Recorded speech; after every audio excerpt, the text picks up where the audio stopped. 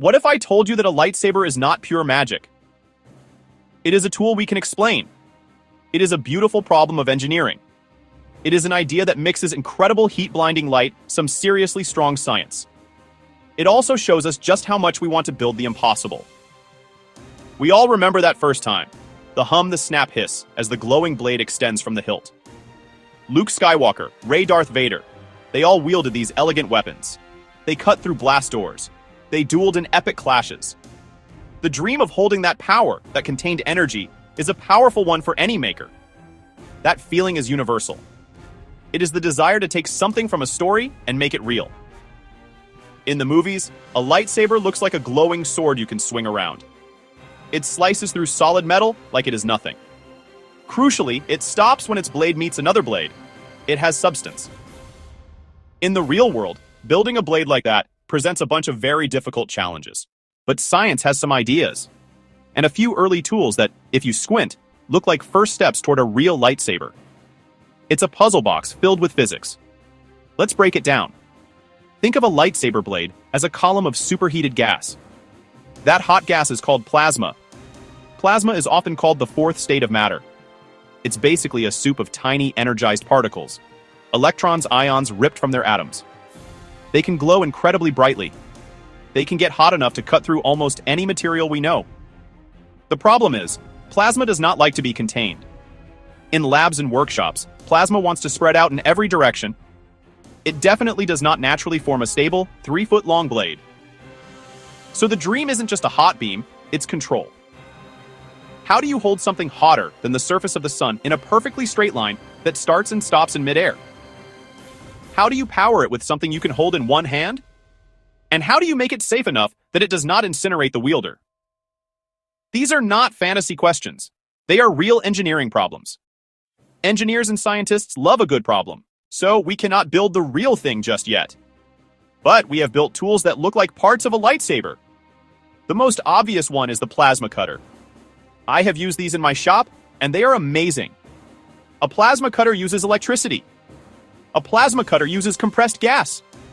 It creates a small focused jet of plasma. This jet is incredibly hot, over 20,000 degrees Celsius. It can slice through thick steel, like a hot knife through butter. It even makes a similar crackling, hissing sound. But it is not a sword.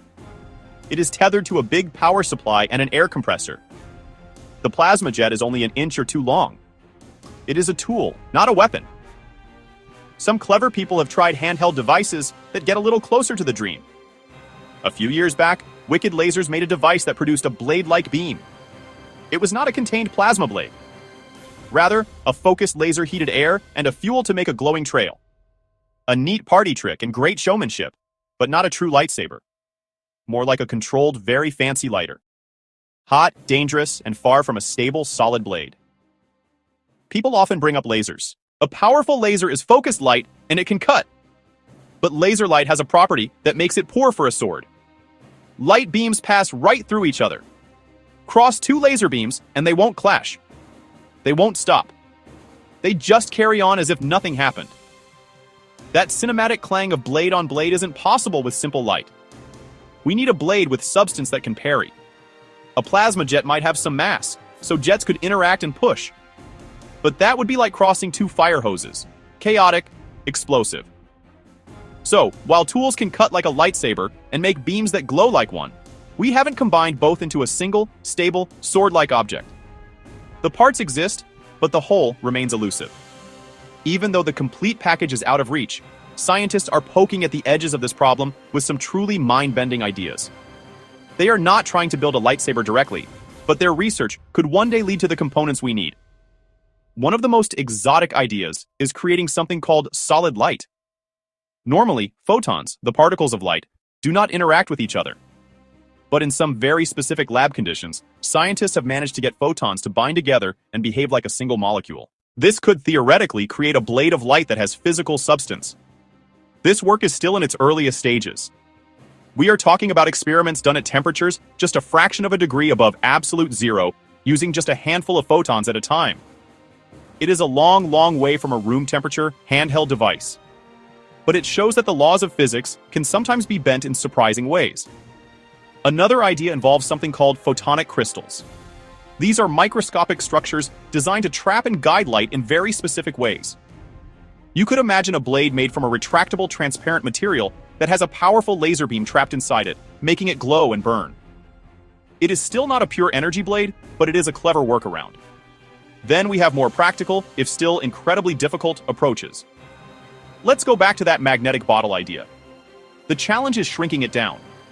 Some researchers are exploring new kinds of magnets made from exotic materials that could be much stronger and much smaller than conventional ones.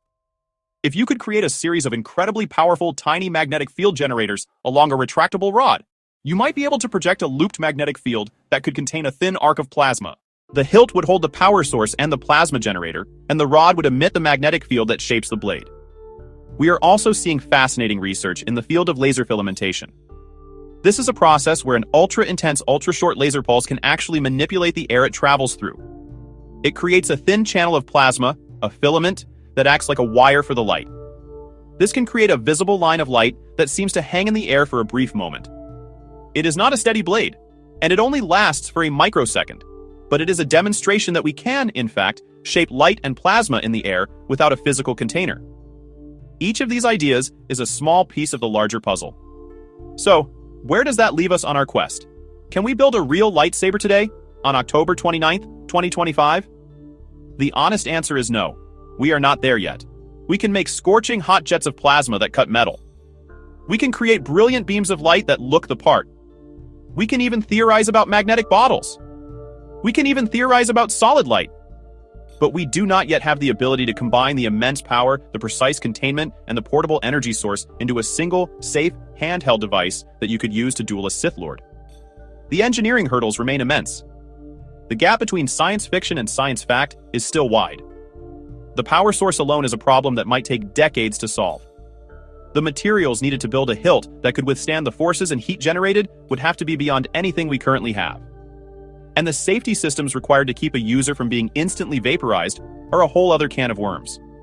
A real lightsaber would be, without a doubt, the most dangerous object ever created. But that is what makes the problem so compelling.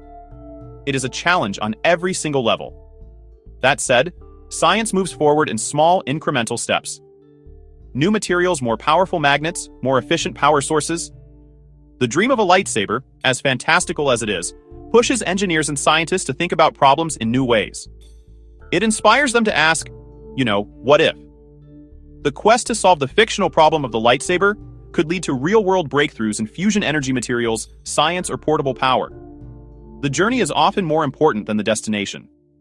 And for now, fans and scientists can share that same spark of curiosity. The movies gave us a bold, beautiful idea. Science gives us a roadmap of the challenges we need to overcome to get there. The line between myth and reality is a blurry one, and it is constantly being redrawn by people in workshops and laboratories around the world. These are the places where the future is built. The true Jedi of our time might just be the scientists in the lab, patiently forging the future one experiment at a time. If this blew your mind, hit like and subscribe. Because at INFYNITE, we turn science fiction into science reality.